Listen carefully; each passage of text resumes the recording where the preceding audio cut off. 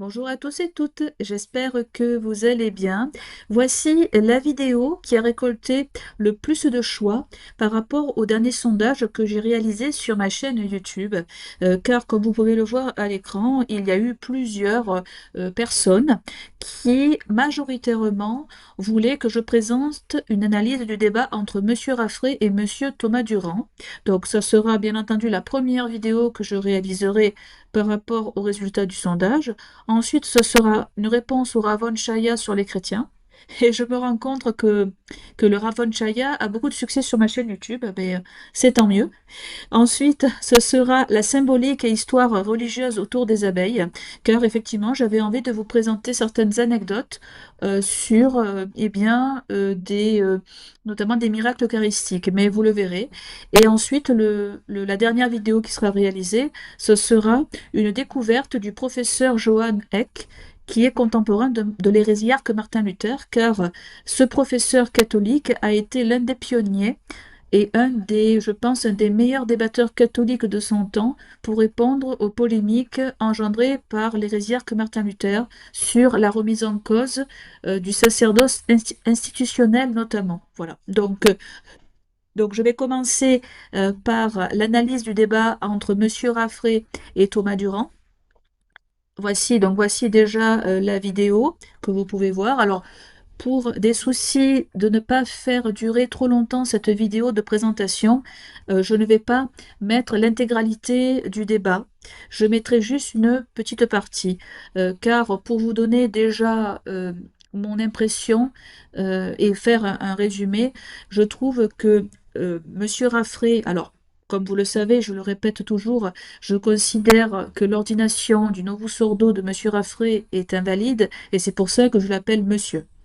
Néanmoins, même si par rapport à cela et par rapport à certaines critiques que fait Monsieur Raffray sur le CD vacantiste et sur les CD vacantistes et sur aussi le CD vacantisme, malgré cela, je pense qu'il a plutôt bien réussi le débat, je dois l'avouer. Mais vous allez le voir plus en détail, il va dire aussi des choses problématiques qui m'ont interpellée. Et d'ailleurs, c'est dommage que Monsieur Raffray suite à sa confrontation, Monsieur Thomas Durand n'a pas demandé à la chaîne Le Crayon, puisque c'est la chaîne YouTube qui se nomme ainsi, n'a pas demandé certains détails pour expliquer une exégèse de l'Ancien Testament. Car je peux comprendre que sur le vif du débat, nous n'avons pas forcément les arguments qui nous viennent à l'esprit, mais ce qui est intéressant, c'est que Le Crayon, je pense, serait proposé de mettre certaines sources. Et je ne comprends pas pourquoi Monsieur Raffray n'a pas voulu, n'a pas pensé à faire une exégèse de l'Ancien Testament. Et ce qui me dérange un peu, bien que Monsieur Raffray, pour le coup, a été beaucoup plus structuré que Monsieur Thomas Durand. Alors, pour rappel, Monsieur Thomas Durand est une espèce de zététicien, donc c'est une espèce de mouvement d'esprit critique sur les réseaux sociaux qui utilise la science pour soi-disant combattre les religions. Bon, après ça, c'est une tendance qui remonte au moins au 19e siècle. Et avec les réseaux sociaux, ils ont un peu mis à jour un peu leur catalogue de critiques envers la religion. Bon, ceci étant dit, Monsieur Raffray, en tout cas, a dominé le débat. Si cela n'avait pas été le cas, bien sûr, je l'aurais dit, par souci d'objectivité. Mais Monsieur Raffray, il a beaucoup plus été dans la cohérence des arguments. Et Monsieur Thomas Durand, ce qui me dérange aussi, et c'est vraiment je dirais misérable, enfin, au niveau de ses arguments, au niveau de la façon dont il compte utiliser sa science, et la science avec un S majuscule pour démolir les religions, c'est pathétique. Déjà, je vais le montrer avec des sources, et c'est un constat, sans que je le diffame ou quoi que ce soit, mais Monsieur Thomas Durand, c'est catastrophique, ne maîtrise absolument pas la façon dont les catholiques lisent les Saintes Écritures. Il a presque une approche protestante pour critiquer des catholiques, et ce n'est pas cohérent.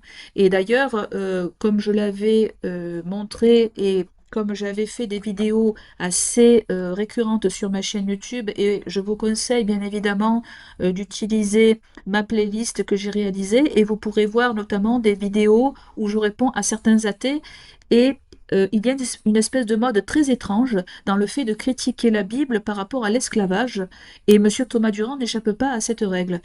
Euh, je vous conseille bien entendu la playlist Réponse à Jacques Le Fou, Esclavage, Bible et Église. Je vais reprendre tout de même le fond des arguments que j'avais utilisés, mais je vais donner encore plus de détails que je ne l'avais fait dans les nombreuses vidéos. Car je vais montrer que ce n'est pas pertinent d'utiliser l'esclavage pour discréditer la religion et surtout les catholiques par rapport à la tradition du magistère. Voilà. Bon, pour dire que ce qui me dérange aussi avec Monsieur Thomas Durand, c'est qu'il n'écoute pas ses interlocuteurs. Il passe du coq à l'âne, il n'arrive pas à rester sur un sujet, par exemple, pour définir notamment l'objectivité de la morale. Euh, eh bien, en fait, pour information, hein, l'objectivité, enfin le fait qu'il y ait un bien et un mal de façon objective, ça fait partie des définitions philosophiques, bon, qui sont très intéressantes à débattre, mais le fait qu'il y ait ce qu'on appelle un mal ou un bien objectif, ou une certaine objectivité de la morale, ça signifie que quelles que soient euh, les périodes, les situations ou la société dans laquelle on vit, il y a toujours dans l'être humain une capacité à dire que c'est bien ou c'est mal, quel que soit l'environnement que l'être humain est amené à traverser et à appréhender. Voilà. Donc ça, c'est ce qu'on défend. Enfin, en tant que catholique, c'est vrai que la morale objective est beaucoup plus en adéquation avec le dogme catholique et la scolastique de manière générale. Et juste avant de mettre un extrait du débat, bien entendu, je vous incite à le voir en intégralité. Et ce qui est intéressant, c'est que déjà, donc là, je vous affiche déjà le premier slide enfin en tout cas la première diapositive, je préfère utiliser plutôt du français que de l'anglicisme, excusez-moi. C'est plus correct d'utiliser du français. Voilà, donc pour vous dire que j'ai déjà préparé des sujets pour répondre. Et parmi l'un des thèmes qui va être abordé dans ce débat, c'est la question de la cause incausée, puisque un athée, comme il va remettre l'existence de Dieu en cause, il va partir du fait que l'univers n'a pas forcément de cause première. Et dans une théologie et dans une approche un peu plus catholique et philosophique, vous avez plutôt l'idée de ce qu'on appelle la cause première. Alors, très rapidement, sans vouloir vous faire de longues discussions sur la philosophie aristotélicienne, en réalité, cette idée de cause première, elle vient vraiment de la philosophie antique et grecque. Et d'ailleurs, juste, j'ai préparé un petit tableau pour que vous compreniez d'où vient cette cause première. Et c'est d'ailleurs Monsieur Raffray a essayé, si vous voulez, d'amener Monsieur Thomas Durand sur le terrain de la cause première, mais apparemment, Monsieur Durand aurait dit que selon des expériences quantiques, euh, eh bien, en fait, selon certaines analyses scientifiques, il n'y aurait pas forcément de cause à certains phénomènes, mais là encore, alors je ne vais pas le détailler dans cette vidéo parce que ça demanderait trop de temps, comme je vous l'ai dit, mais dans les expériences quantiques, il y a aussi des scientifiques qui disent que le hasard n'est pas possible. Voilà, donc pour dire que certes, certains scientifiques pensent que certaines expériences quantiques n'ont pas de cause première, de cause incausée, ce qui remettrait en cause l'observation chez Aristote. Mais il y a aussi d'autres scientifiques qui pensent le contraire. Et ce qui m'agace un peu avec Monsieur Thomas Durand, c'est que lorsqu'il est face à des personnes comme Monsieur Raffray, en fait, j'ai l'impression que la science est une espèce de bloc monolithique pour contrer les religions, alors que nous allons le voir plus en détail tout au long de cette vidéo. C'est loin d'être le cas. Les scientifiques sont divisés entre eux. Il y a des pour, il y a des contre. Bon, certes, il peut y avoir des consensus dans certaines conclusions qui peuvent être tirées, mais notamment, on va le voir sur la théorie de l'évolution, je vais donner des citations de scientifiques eux-mêmes qui prouvent que la théorie même de l'évolution dont se réfère Monsieur Thomas Durand est elle-même obsolète. Donc, c'est problématique de vouloir opposer une soi-disant théorie de l'évolution qui est défaillante sur plusieurs points en disant que c'est une meilleure analyse et un meilleur constat de l'origine de l'homme que la religion. C'est totalement absurde parce que déjà, la théorie de l'évolution ne remplit pas les critères pour que ce soit un consensus dans le monde scientifique. Et puis, la théologie, la façon dont le religieux perçoit le monde à travers la Bible, ce n'est pas du tout la même démarche qu'une démarche scientifique par ailleurs. Donc ce sont deux choses différentes. Mais, par exemple, un religieux, par exemple, nous avons le cas de qui est par exemple Gregor Mendel, donc il est assez connu, c'est l'un des premiers théoriciens de la génétique, un des fondateurs de la génétique. Après, bien sûr, ses travaux ont été repris. Un religieux en tant que tel, cela ne l'empêche pas, parce qu'il est religieux et parce qu'il a un paradigme religieux, de faire des découvertes scientifiques, puisque la religion n'empêche pas d'aimer la science et d'utiliser des méthodes scientifiques pour pouvoir arriver à des constats. Parce que ce qui dérange le plus et ce qui est le plus problématique, notamment avec M. Durand, c'est qu'il défend un certain paradigme matérialiste surtout, une science matérialiste anti-Dieu et qui est utilisée pour eh bien, détruire la religion. Donc c'est surtout ça qui pose problème avant tout, hein. Donc déjà, comme vous avez pu le voir dans ma présentation, donc je reviens sur la cause première pour très rapidement définir logiquement comment, par exemple, comment une personne, comment un être humain peut être amené à croire rationnellement en un principe premier. Et bien entendu, ce principe premier a les caractéristiques d'être créateur et d'être éternel. Donc, c'est-à-dire qu'il n'est pas concerné par le mouvement et par certaines injonctions de la matière, il en est lui-même le fondement. Donc, déjà pour la notion, la cause première, donc c'est un type de cause, c'est ce qu'on appelle une cause efficiente qui fait exister. Donc, son rôle, bien sûr, ça explique pourquoi le monde existe, puisqu'il faut forcément une origine qui est à l'origine du mouvement, à l'origine de quelque chose. Par exemple, une plante, pour qu'elle existe, il faut une graine. Mais cette graine, comment la graine a été créée? Alors, la graine, elle provient de la plante à la base, mais cette graine, si vous mettez un être humain tout seul dans une pièce et quelque part, la matière en elle-même est déjà créée. Il y a quelque chose qui a créé cette graine. Et effectivement, l'être humain, lui, a la capacité à transformer la matière, mais par exemple, ce qui est de l'apanage de Dieu, c'est le fait qu'il crée à partir de rien, donc à partir, comme on appelle ça, ex nihilo, tandis que l'être humain ne peut pas créer quelque chose euh, sans avoir des propriétés prédéfinies à partir de rien. Voilà, donc ça, c'est vraiment la différence qu'il y a entre le principe créateur de créer un élément à partir de rien et l'homme, lui, par contre, ce qu'on constate, c'est qu'il a la capacité à créer quelque chose ou à modifier quelque chose à partir de propriétés déjà existantes. Voilà. Donc, chez Aristote, c'est vrai que c'est un principe qui n'est pas central. Le monde est éternel. Et vous avez saint Thomas d'Aquin, dans le sens où c'est le Dieu qui est le principe créateur. Donc en fait, pour Aristote, selon l'observation qu'il faisait, notamment dans son ouvrage Les Métaphysiques, il en avait conclu que le monde est éternel par ce mouvement premier. Ensuite, dans le moteur premier, donc c'est la cause finale qui attire. Donc le rôle de ce premier moteur, c'est explique pourquoi le monde est en mouvement. C'est ce que je vous ai dit. Donc il y a la cause première, pourquoi le monde existe, et le moteur, ce qui fait mouvoir cette cause.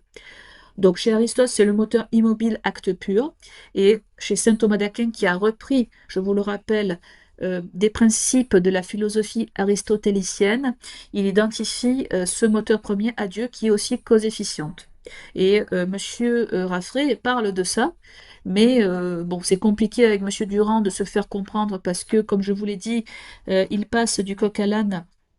Et surtout, ce qui m'a frappé, c'est que lors de l'échange, et je vous invite, comme je vous l'ai dit, à voir le débat dans son intégralité, Monsieur Durand ne comprend pas ce que c'est une réalité spirituelle, je vous assure.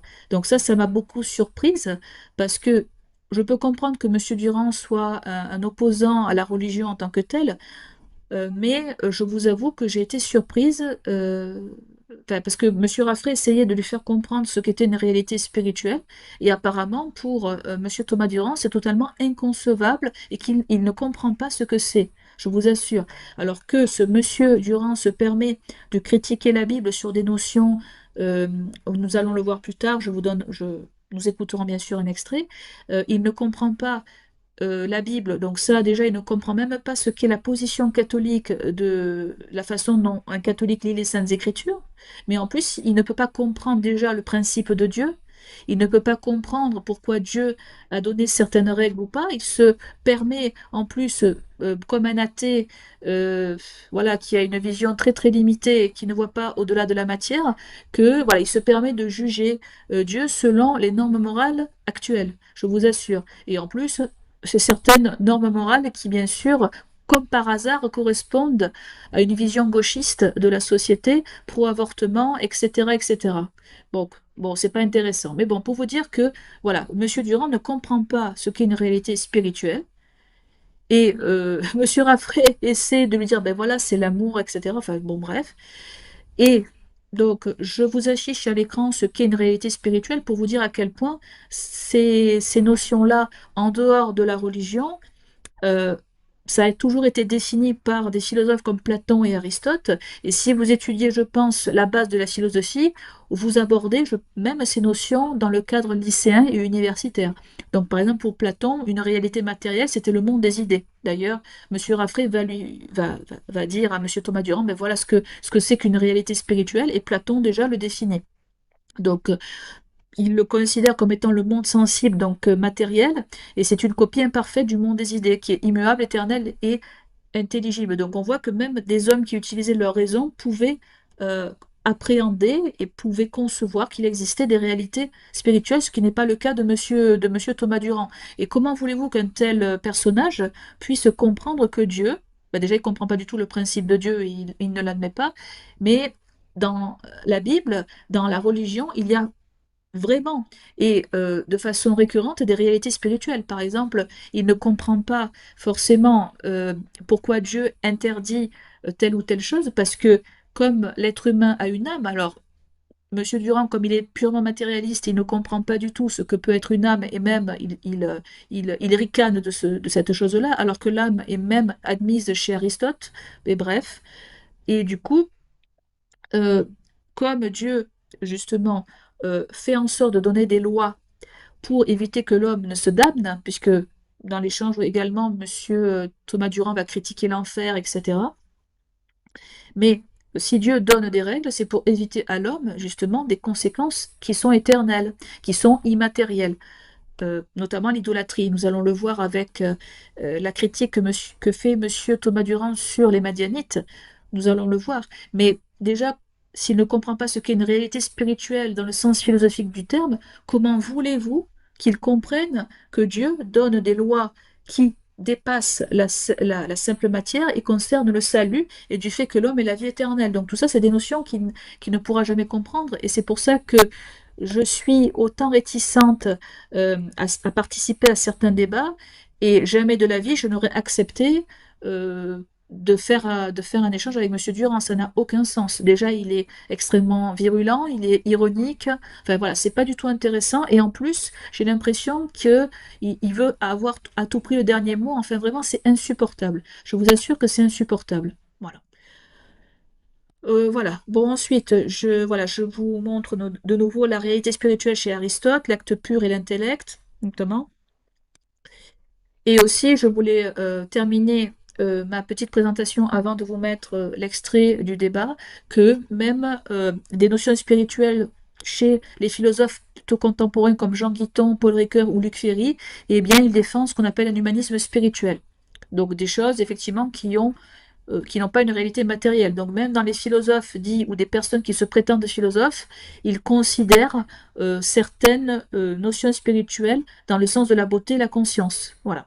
Bon, ceci étant dit et rappelé, maintenant nous allons justement, voilà, donc j'ai mis le débat à la 40e minute 45, 42. Nous allons l'activer et je ferai bien sûr des pauses et un exposé pour aller plus loin dans les sources de la Bible et du magistère de l'Église. C'est parti. Ne traitez pas les choses comme ça. C'est parce que cette parole révélée, effectivement, Dieu s'est révélé dans les 10 commandements, par exemple, ou dans la morale de l'amour, etc. Très bien. Mais le Dieu qui se révèle, c'est aussi le Dieu. L'amour. Le Dieu qui se révèle, c'est aussi le Dieu qui a créé les hommes. Oui. Et donc, comment? Oui, bah, si vous le dites, d'accord, de votre point de vue. Donc, il n'y a pas de contradiction. Et la loi, parce que quand vous dites, oui, c'est un Dieu qui a donné la loi, ce serait l'air de dire qu'un Dieu a décidé que A et B, etc. Non, la loi, Je fais pause. Vous avez vu comment Monsieur Thomas Durand a jugé le déluge. Il a dit, ah oui, mais Dieu, un Dieu d'amour qui envoie le déluge, pof, voilà. Mais en fait, le déluge, tout simplement, c'est une manière de Dieu d'exercer sa justice. Et Dieu, si vous voulez, Dieu ne commet pas d'injustice dans la mesure où, comme il est le maître de la vie, le fait qu'il reprenne une vie, cela ne le place pas dans une situation d'injustice, puisqu'il reprend ce qu'il a lui-même créé. Mais bon, ça, pour Monsieur Thomas Durand, c'est inconcevable. Je continue. la loi que Dieu nous donne, c'est la loi qui correspond à ce qu'il a créé en nous. Il avait pas le choix. Juste un détail, c'est que la Bible n'est pas un livre de science, n'est pas un livre de biologie, n'est pas un livre Oui, mais d'histoire. vous croyez, c'est pour ça que je vous demande à vous, est-ce que vous Je crois croyez que ça veut être par dans contre la réalité d'Adam et Ève, oui, dans le sens où, en bien tant sûr, qu'individu physique dans le passé? bien sûr, effectivement, un Ève premier créée homme, à partir il y a eu un d'une premier côte homme. d'Adam. C'est une côte. Une côte, est-ce que c'est une côte au sens, tu sais, Peut-être que c'est le baculum. Peut-être. Donc vous croyez que Ève et Adam sont des êtres réels quand ils étaient dans l'histoire de du monde.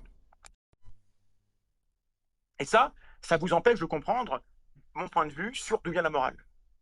Parce que moi, ce que je crois savoir, d'après ce que je lis dans les sciences de l'évolution, c'est qu'on est lié au reste du vivant, qu'on est des singes, et que les hommes, depuis au moins 300 000 ans, Homo sapiens, c'est cet âge-là, et depuis 5 ou 6 millions d'années, on vit en paquets de 10, 15, 20 individus, et être moral les uns envers les autres, c'est l'entraide que ça implique, l'attachement qu'on a les uns envers les autres, c'est ce qui a été en tout cas, vous êtes d'accord qu'il n'existe pas. c'est ce qui a été le plus important pour le succès évolutif de notre lignée. Et donc, Alors, je fais pause. Déjà, nous allons aborder deux sujets principaux que Monsieur Thomas Durand a, a abordés de nombreuses fois, à savoir l'idée de la théorie d'évolution et le fait qu'il ne peut pas y avoir un couple originel à l'origine de l'humanité.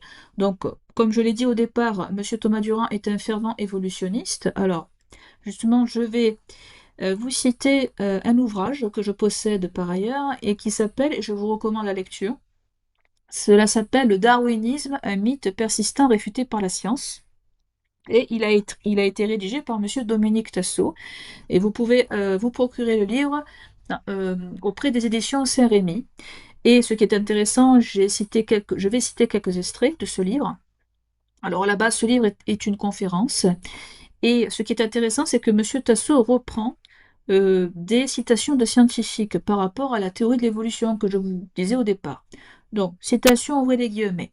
Autre citation significative de Ernest Boris Schein, membre de la Royal Society de l'Académie des sciences du RSS, prix Nobel de biochimie, qui écrivit en 1970 supposer que le développement et la survie du plus apte soient entièrement la conséquence de mutations au hasard, au même, ou même que la nature mène des expériences par essais et erreurs en vue de créer des systèmes vivants mieux équipés pour la survie me paraît être une hypothèse ne reposant sur aucune preuve et irréconciliable avec les faits. Donc très intéressant, ce prix Nobel de biochimie dit bien que ce n'est pas le hasard qui crée certaines mutations. C'est très intéressant. Donc déjà, on a cette citation de scientifique, ensuite une autre dans le même livre. Donc ça, c'est Giuseppe Sermonti qui dit donc citation vraie les guillemets, Giuseppe Sermonti, donc 1925-2018, enseigna la génétique à l'université de Pérouse et fut le rédacteur en chef de la Revista de Biologia, la plus ancienne revue italienne de biologie. Il fit cette remarque fondamentale: il n'y a pas eu transformation du simple au complexe. C'est là la révélation de la biologie moderne. La complexité biochimique d'un microbe n'est pas inférieure à celle d'une plante ou d'un animal. Donc déjà, on a cette citation vraiment implacable. Ensuite, vous avez, donc c'est la partie conclusion. Pierre-Paul Grasset, ce grand biologiste, écrivait en 1973: Aujourd'hui, nous avons le devoir de détruire le mythe de l'évolution, phénomène simple, compris et expliqué, qui continue à se dérouler rapidement sous nos yeux. Il faut amener les biologistes à réfléchir sur la légèreté des interprétations et des extrapolations que les doctrinaires présentent ou imposent comme des vérités démontrées. La supercherie est parfois inconsciente, mais non toujours, car il en est qui, par sectarisme, ignorent volontairement le vrai et refusent de reconnaître les insuffisances et la fausseté de leur doctrine, croyance, pardon, excusez-moi, c'est le mot croyance. Donc pour vous dire que ce qui est bien, c'est que cet ouvrage met vraiment des citations clés. Et ce que je déplore avec Monsieur Thomas Durand, c'est qu'il s'appuie sur des théories dont certains scientifiques assez compétents dans leur domaine en ont remis en cause les bases. Donc moi, ce qui me gêne, c'est que nous sommes là, malheureusement, dans une forme de propagande, soi-disant pour éveiller l'esprit critique, mais en réalité, Monsieur Thomas Durand est un doctrinaire qui utilise la science comme une espèce de machine de guerre pour détruire la religion. Et si on se penche un peu plus sur ce qui fait le fondement de la théorie de l'évolution, il y a beaucoup à dire sur la crédibilité de certaines conclusions. Est-ce qu'elle est crédible au niveau du vivant? Eh bien, non. La réponse est non. Je continue.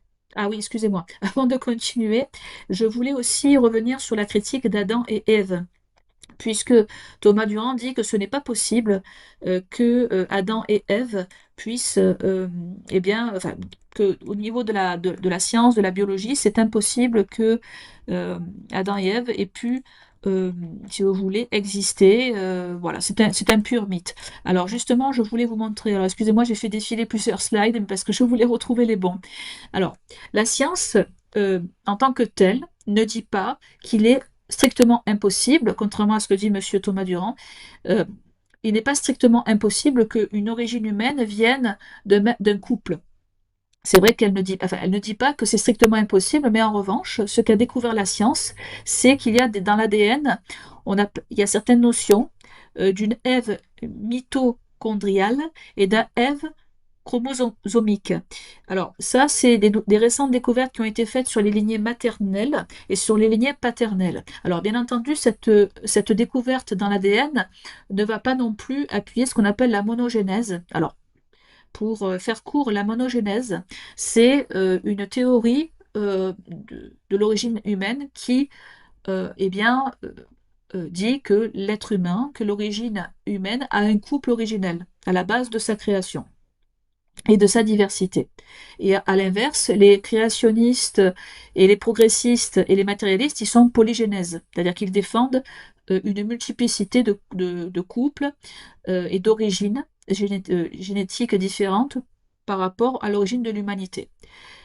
Et donc pour dire, en fait, voilà pourquoi je vous montre surtout ces notions d'Ève et d'Adam, c'est pour dire que euh, la- l'origine, il y a une origine commune. Après, ça, comme je vous l'ai dit, ça ne va pas forcément prouver de manière définitive la monogénèse, mais en tout cas, Monsieur Thomas Durand ne peut pas dire que la science a réfuté complètement la monogénèse.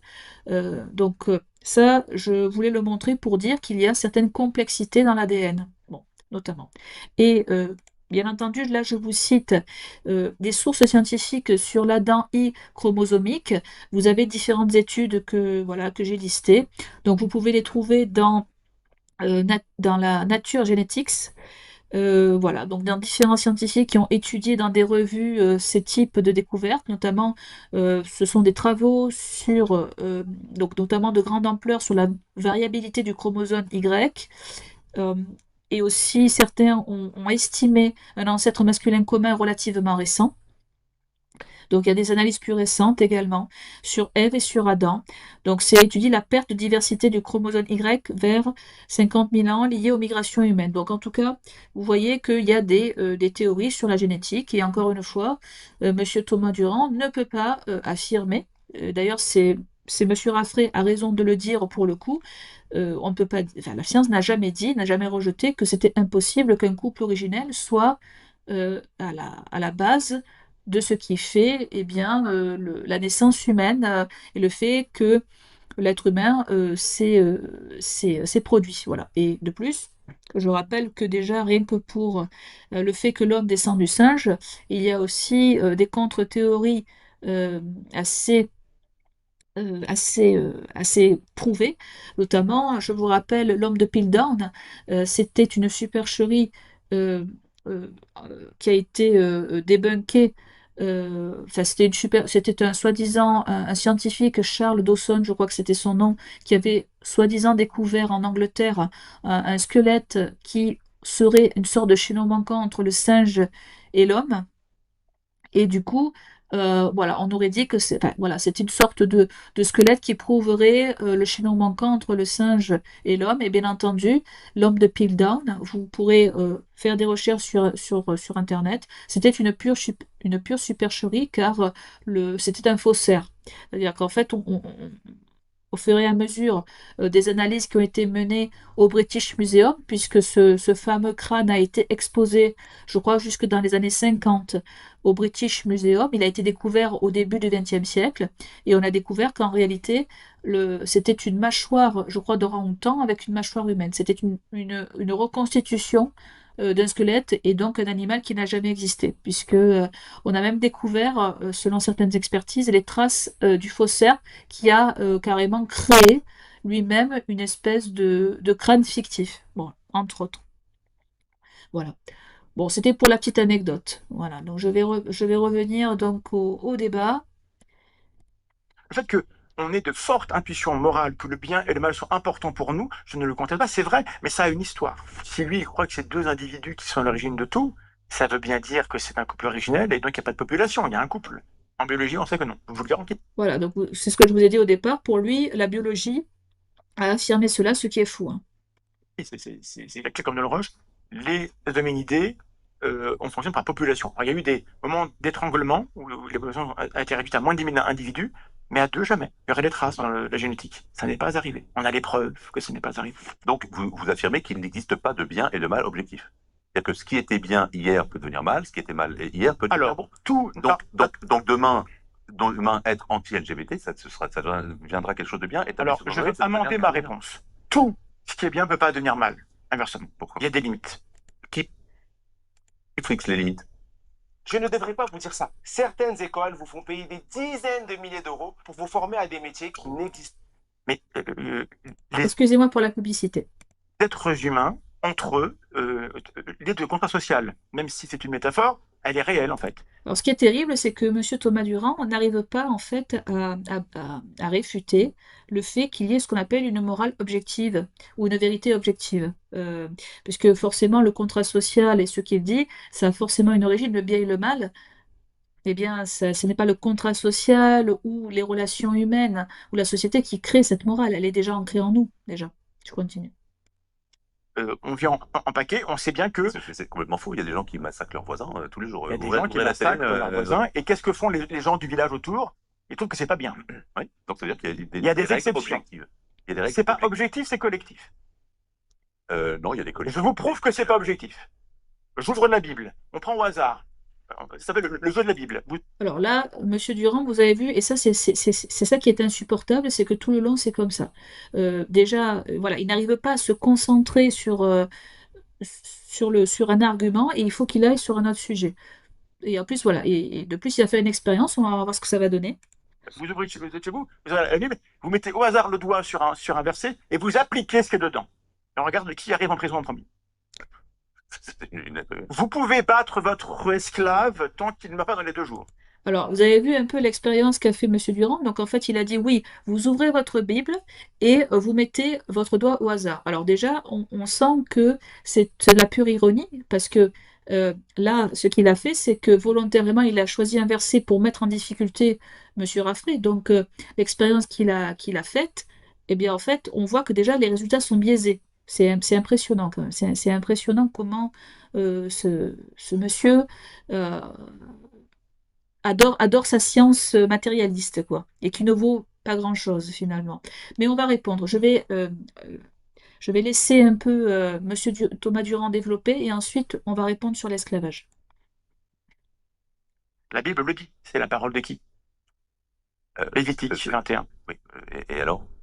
Donc on voit que ce n'est pas du tout une expérience au hasard, puisqu'il a choisi le verset, il a tout calculé en fait. Et donc c'est un calcul qui a déjà été fait, et c'est une fraude de dire que, soi-disant, ben voilà, soi-disant, on prend sa Bible au hasard, quoi. C'est impressionnant.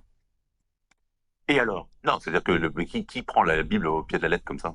Il y a des gens, des tas de gens. Également, ce que je trouve insupportable, je vous le dis, en fait, c'est que lorsqu'on débat avec certains athées, ou lorsque certains athées se prétendent euh, les maîtres du monde, on va dire, je ne supporte pas cette arrogance où, en fait, on a l'impression d'être sur le banc des accusés, c'est-à-dire qu'en fait, on doit se justifier de ce qu'il y a dans la Bible, et je trouve ça insupportable. En fait, j'ai l'impression qu'ils nous accusent eh bien, de prendre en considération donc les Saintes Écritures, et du coup, on doit se justifier. C'est comme si on était devant un tribunal et que les athées joueraient un rôle de procureur, et que on devrait dire oui, monsieur le juge, non, monsieur le juge. C'est insupportable. C'est pas un débat, c'est une mise en accusation. Et ça, monsieur Thomas Durance n'est pas le seul à utiliser ce genre de procédé. Je continue. Notamment les mecs qui, Non, attendez, notamment attendez, des dames qui Mais tuent leurs enfants parce que Dieu leur a dit. Ça arrive régulièrement. Alors, je rappelle à monsieur Thomas Durand que Dieu, dans la Bible, et cela remonte à l'Ancien Testament, Dieu refuse tout sacrifice humain qui concernerait des enfants. Et je rappelle qu'avec l'avortement, puisque je suis contre l'avortement, des femmes n'ont pas besoin d'entendre des voix divines pour assassiner leurs enfants. Elles le font très bien en utilisant le progressisme, les droits de la femme que monsieur Thomas Durand adhère. Donc, c'est ça qui est incohérent aussi. Et monsieur Raffray ne l'a pas dit, et peut-être qu'il n'y a pas pensé, mais le fait de reprocher aux croyants dans les Saintes Écritures, et surtout dans l'Ancien Testament, cette idée de mettre à mort des enfants, soi-disant parce que c'est Dieu qui l'a dit, en fait, il ne fait pas le lien avec son propre, je pense, parce que je pense que M. Thomas Durand est pro-avortement parce qu'il considère que c'est le progressisme des Lumières. Donc, je ne pense pas qu'il soit anti-avortement, ça serait fort étonnant. Mais en fait, il ne voit pas la contradiction. En fait, d'un côté, il dit, oui, Dieu, des femmes qui, supposément, Dieu aurait dit de tuer les enfants, c'est mal, mais quand c'est Dieu qui ben, nous interdit de pratiquer l'avortement, notamment par rapport aux lois de la Sainte Église catholique, là c'est mal. Donc c'est impressionnant quand même. Enfin, non, c'est impressionnant comment en fait il y a ce deux poids deux mesures et cette contradiction. Vous voyez, parce que si vraiment Monsieur Thomas Durand ne souhaite pas que des enfants soient mis à mort, eh bien pourquoi il n'est pas contre l'avortement? Parce que c'est pas Dieu et parce que c'est un droit progressiste. Mais alors que la conséquence est la même, hein, puisque l'avortement, je le rappelle, c'est l'assassinat d'un enfant à naître dans le ventre de la mère. Mais pour Monsieur Thomas Durand, ça ne pose pas problème. Impressionnant. Je continue. Dans un pays où on arrêterait de attendez, faire croire vous aux gens mélangez que tout Dieu et peut leur n'importe parler, quoi. Non, on mais n'aurait pas ça, par exemple. et on fait. Alors déjà, comment on fait pour. Je vous rappelle que les pays où on a voulu forcer les gens à ne pas croire en Dieu, ça J'ai pas s'appelle dit la qu'il Russie communiste, j'ai pas ça dit qu'il s'appelle fallait le les communisme forcer. en Chine ou en. J'ai dit qu'il Machin, fallait arrêter de ça fait valoriser. 150. Et d'ailleurs, à la fin de la vidéo, on va voir un peu plus en détail, et ça, je l'avais déjà exposé de façon très brève dans un short, l'idée, enfin, le constat qu'on fait, qu'ont laissé les sociétés communistes sur une politique athée et ce qu'il en ressort maintenant. Parce que ce qui est intéressant, c'est de savoir à quoi amener ces expériences eh bien, de créer un athéisme d'État pour que la population, dans sa majorité, soit athée et renonce à la religion, abandonne la religion. Et on va voir si, mais ça sera à la fin, on va voir si vraiment c'est une expérience qui a porté ses fruits ou non. Je continue. 50 millions de morts environ, vous voyez. Donc, en fait, quand on essaye de s'opposer à la nature humaine, ça se termine toujours très très mal. Votre histoire d'ouvrir la Bible, c'est du délire. Je C'est du reviens. gros délire. Non, non, non, non, laissez-moi répondre parce que Alors là, je suis tout à fait d'accord parce qu'on voit que M. Durand, comme je l'ai dit au départ, ne sait pas du tout comment un catholique travaille avec les Saintes Écritures. n'importe quoi. La question, déjà, la parole de Dieu dans l'Ancien Testament n'est pas interprétée Ça compte plus. au pied de la lettre. Ça a un sens spirituel, ça a un sens mystique. Alors, ce que dit M. Raffray, c'est maladroit, je dirais, parce que Dieu a écrit, enfin, je rappelle à M. Raffray que dans l'encyclique donc de Providentissimus Deus, Donc, je rappelle la bulle, enfin l'encyclique du pape Léon XIII, Providentissimus Deus, que Dieu est l'auteur des Saintes Écritures, parce que il est important de rappeler, et beaucoup de catholiques, et même malheureusement dans certains cercles modernistes, on confond l'idée que ce sont des hommes, et comme ce sont des hommes qui auraient écrit la Bible, eh bien, cela aurait été vecteur d'erreur ou de mauvaise interprétation. Non, cette encyclique du pape Léon XIII, je vous incite à la lire, dit très bien que euh, la Bible a Dieu pour auteur. Alors, Monsieur Raffray ne dit pas quelque chose de complètement incorrect en disant que oui, la Bible a plusieurs sens d'interprétation. Il y a le sens littéral, le sens spirituel. Mais par exemple, nous allons l'aborder, hein, concernant les lois sur le traitement des esclaves, c'était des lois pratiques. C'est-à-dire que les Hébreux ont bien appliqué ce type de loi. C'était fait pour ça. Donc ça, il faut le dire. C'est vrai que dans les Saintes Écritures, il y a bien cette notion d'appliquer des lois pour légiférer par rapport aux esclaves. Et bien entendu, je vous renvoie à mes vidéos sur l'esclavage et la Bible, où déjà je fais un grand travail, où j'explique vraiment l'évolution entre l'Ancien et le Nouveau Testament sur la façon dont Dieu a progressivement instauré une certaine miséricorde, puisque Dieu s'adapte à ses créatures afin de les amener à une pédagogie divine, hein, puisque c'est comme ça que le Seigneur fonctionne avec ses créatures. Il, au départ, établit des lois qui doivent être pratiques et qui doivent être comprises par les êtres humains de telle ou telle génération dans l'histoire afin de pouvoir gérer une société qui existait en leur temps. Et progressivement, Dieu va adoucir le cœur de l'homme et va tourner le cœur de l'homme vers la miséricorde. Mais certes, il ne l'a pas fait de façon, je dirais, immédiate, il l'a fait de façon progressive, et on va voir la façon dont Dieu eh bien, procède. Enfin, déjà, je l'avais beaucoup développé dans mes vidéos, mais je vais toujours utiliser ces mêmes sources avec je dirais, des recherches un peu inédites, et je vais citer des auteurs que je n'ai jamais cités auparavant. Donc, ça va permettre d'enrichir ce que j'avais dit auparavant. Donc, je continue avec le débat. Ça a un sens. Quel est le sens spirituel de massacrer les Madianites? Les enfants aussi, les femmes. Vous gardez les vierges pour vous. Et c'est pas n'importe qui, c'est Dieu qui le dit. Non, hein. non, non, non. Comment c'est Dieu qui le dit? Non, Dans le texte. Non, non, Dans non, le texte, pas hein. du tout. Déjà, c'est pas Dieu qui a écrit le texte. Ensuite, Voilà, donc là j'ai l'impression euh, que Monsieur Raffray est mal à l'aise en abordant l'Ancien Testament. Alors, je ne sais pas pourquoi, je vous avoue, mais il y a une exégèse à faire dans l'Ancien Testament.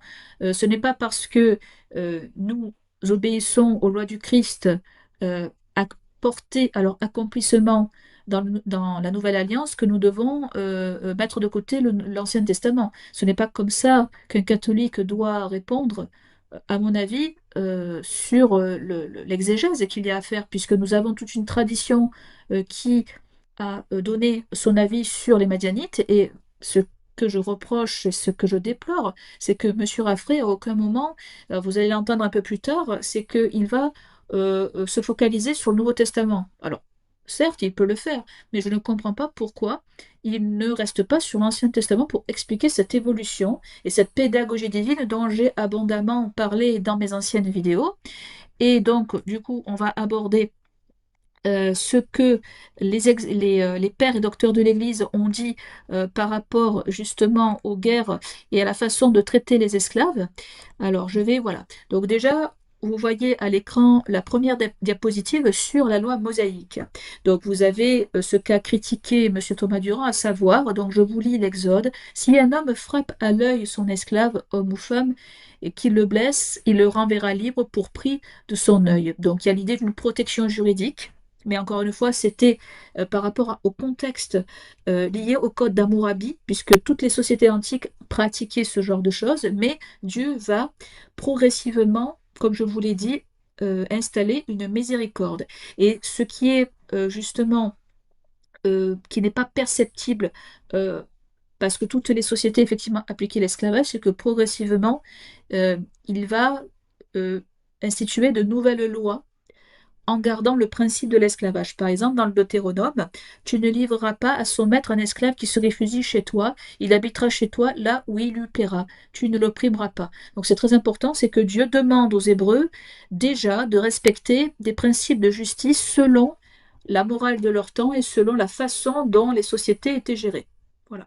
Donc ça, effectivement, vous ne l'avez pas dans toutes les sociétés. C'est-à-dire que ça, c'est vraiment comme je l'ai dit je dirais dans le commentaire que j'ai fait sur le Deutéronome, c'est vraiment quelque chose qui est révolutionnaire dans le sens où le réfugié esclave, même étranger, donc qui n'est pas israélite, bénéficie d'un droit d'asile. Donc c'était une protection parce qu'un esclave qui fuyait son maître, c'est que forcément il était maltraité ou voilà, il y avait sans doute un problème je dirais, il n'était pas traité avec le respect qui lui était dû, même s'il était un esclave. Donc le fait qu'il puisse trouver un droit d'asile, et d'ailleurs, vous ne le trouvez dans aucun code antique. C'est-à-dire que c'est pour ça que les lois que donne Dieu au peuple hébreu, c'est vraiment des lois de miséricorde, bien que ce soit imparfait. Le système de l'esclavage, on peut le remplacer par un meilleur système, et ça, je l'ai cité dans mes vidéos, et nous allons bien sûr le voir dans les documents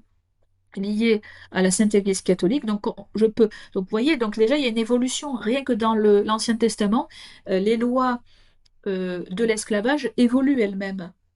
Et ce qui est très intéressant, c'est que comment les athées en sont arrivés à critiquer les catholiques, les Saintes Écritures sur la question de l'esclavage, alors que ce sont uniquement des dispositions temporelles. Nous n'avons pas la vocation en tant que catholiques de les appliquer en tout temps et en tout lieu. Donc pour moi, je trouve que c'est une critique complètement absurde, et parce qu'il y a une certaine mode sur les réseaux sociaux et dans les débats d'utiliser l'esclavage pour soi-disant dire que c'est barbare ce qu'il y a dans la Bible, sans prendre en compte tout ce que je vous ai dit sur la miséricorde divine qui progressivement amène l'homme à un meilleur état pour respecter la justice. Mais certes, c'est une justice selon son temps, mais la Sainte Église catholique va progressivement amener les bases d'une société sans esclaves, progressivement. Donc déjà, vous avez le Deutéronome, et vous avez, donc tu ne leur enverras pas les mains vides, donc toujours dans le Deutéronome, tu lui donneras de ton troupeau, de ton air, de ton pressoir. Donc le devoir de générosité, donc il dépasse la simple justice légale. Vous voyez, donc il y a déjà, Dieu veut habituer le peuple hébreu à être solidaire du plus faible. Et d'ailleurs, c'est dans toute la Bible, quel est le premier libérateur justement du peuple hébreu? Ben, c'est Dieu lui-même, puisque c'est Dieu qui libère le peuple juif de Pharaon. Donc on peut dire que vraiment le premier acte de libération des esclaves, c'est Dieu lui-même.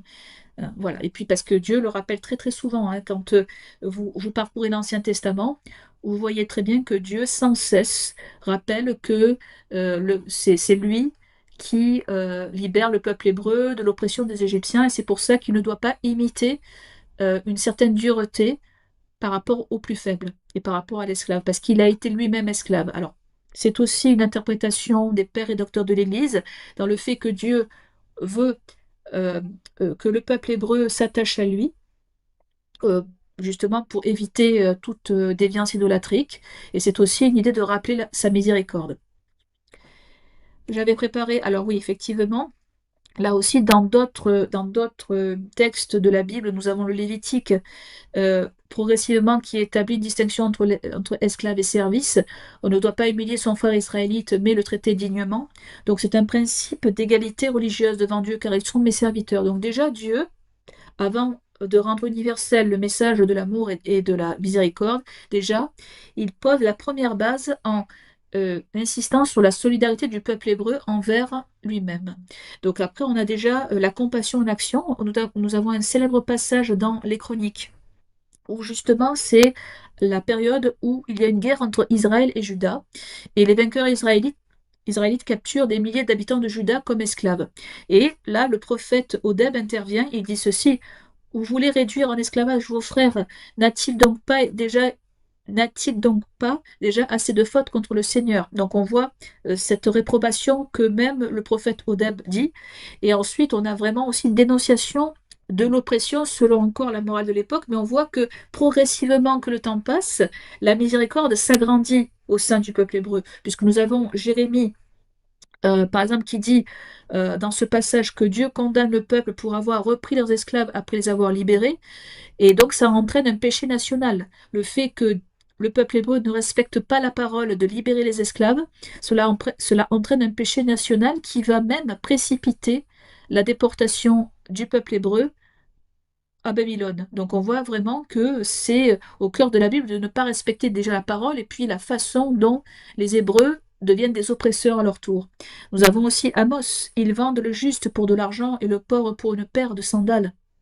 Donc on voit qu'il y a une idée de profiter de la faiblesse de certains Hébreux. Et vous avez aussi Isaïe.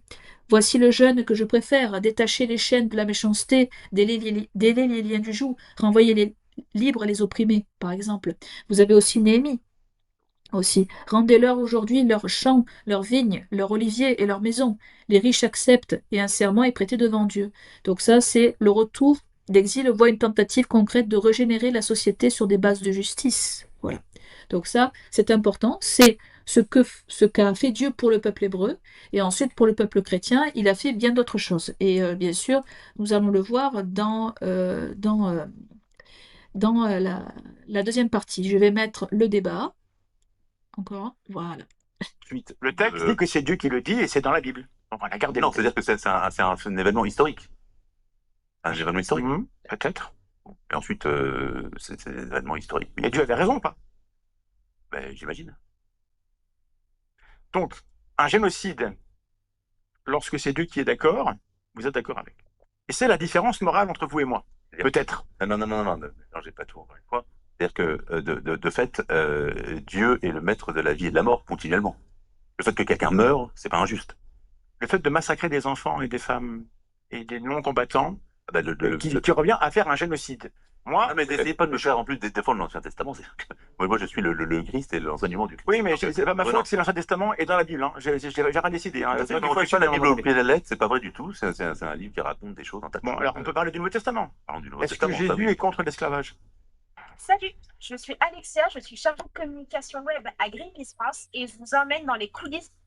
Excusez-moi pour Jésus la n'est pas publicité. contre l'esclavage au sens où il n'est pas venu délivrer des esclaves. Ah oui. D'ailleurs, pour ça que les Juifs l'ont tué. Parce qu'ils attendaient à ce qu'ils viennent le délivrer du peuple romain, qui était l'envahisseur. Il a Mais il est venu montrer que l'esclave, comme le maître, était libre intérieurement. Ouais, c'est Exactement. Et il est venu montrer. Et Non, d'ailleurs, c'est ça. c'est ce qu'on a dit aux Afro-Américains. On est à égalité. Voilà, mais continuez quand même. Je vois pas que c'est les chrétiens, c'est les chrétiens qui ont arrêté l'esclavage. C'est les chrétiens qui voulaient continuer. C'était les chrétiens contre chrétiens, donc Oui, exactement, parce que le Christ n'est pas venu. Alors voilà, c'est ce que je vous ai dit au début. Monsieur Thomas Durand est extrêmement arrogant, c'est-à-dire que il ne fait pas tilt. On voit que vraiment son objectif, c'est de détruire la religion coûte que coûte. Ça me fait penser d'ailleurs à une logique. Bon, je dirais pas que Monsieur Thomas Durand, je ne vais pas l'accuser. Il me fait penser à une logique stalinienne, la fin justifie les moyens. C'est-à-dire qu'en fait, là, Monsieur Raffray vient de dire justement que ce sont les chrétiens qui ont arrêté l'esclavage, et je vais le montrer, surtout l'Église catholique. Et là, Monsieur Durand dit oui, enfin oui, c'est d'autres chrétiens aussi qui ont fait l'esclavage. En fait, le problème, c'est que je ne, enfin, c'est impressionnant comment ce monsieur, il est empêtré dans des contradictions incroyables. C'est-à-dire que lui, il a un objectif et peu importe la vérité, il la jette par-dessus les moulins, alors que normalement, là, ce que je vais montrer comme preuve, eh bien, normalement, un athée, s'il est intelligent et s'il est cohérent, il ne va plus utiliser l'argument de l'esclavage contre les catholiques. Parce que, comme je l'ai montré notamment dans l'Ancien Testament, le peuple hébreu évolue progressivement vers la compassion. Voilà. Ensuite, je vais montrer d'autres types voilà, de la façon dont parce qu'il a parlé notamment des Madianites, Monsieur Thomas Durand et Monsieur Lavey-Raffray. Donc, comment les pères et docteurs de l'Église voyaient la façon de faire la guerre. Alors, déjà, c'est très intéressant parce que les guerres des Madianites ne sont pas à imiter pour les catholiques. Alors, je vais citer quelques passages, notamment de la Somme théologique. Donc, je vous lis de saint Thomas d'Aquin. Les guerres que l'on trouve dans l'Écriture, notamment celles des enfants d'Israël, que les enfants d'Israël menèrent contre les nations voisines, furent justes parce qu'elles furent ordonnées par Dieu lui-même. Donc ça, c'est ce que j'avais expliqué au départ. Comme Dieu est le maître de la vie et de la mort, il n'y a pas d'injustice à ce qu'il reprenne une vie humaine. Ensuite, dans un autre extrait, de la Somme, les institutions de la loi ancienne furent adaptées à un peuple encore rude pour le détourner du mal et le former à l'obéissance envers Dieu. C'est pourquoi Dieu leur ordonna parfois de faire la guerre afin qu'ils apprissent à se confier à lui et à abhorrer l'idolâtrie. Et c'est ce que je disais au départ. Comme Monsieur Thomas Durand ne connaît pas et n'arrive pas à appréhender des réalités spirituelles, il comprend encore moins le fait que l'idolâtrie, c'est un mal qui a une conséquence éternelle, puisque si l'âme est damnée par rapport à l'idolâtrie, eh bien, il n'y a plus de possibilité de faire le salut, puisque le salut, on le fait sur la terre, et c'est pour ça que Dieu veut empêcher une conséquence irrémédiable et dramatique en éloignant l'homme de l'idolâtrie, parce que l'idolâtrie, c'est mauvais. Ça nous incite à adorer des faux dieux qui, eh bien, nous poussent, sont des démons qui nous poussent à commettre des actes horribles, et des actes qui nous font perdre la vie éternelle surtout. Donc c'est pour ça en fait que Dieu donne certains commandements et certaines règles aux Hébreux eh bien de combattre les Madianites, parce que les Madianites au départ, je vous le rappelle, c'est un épisode que vous retrouvez dans l'Ancien Testament.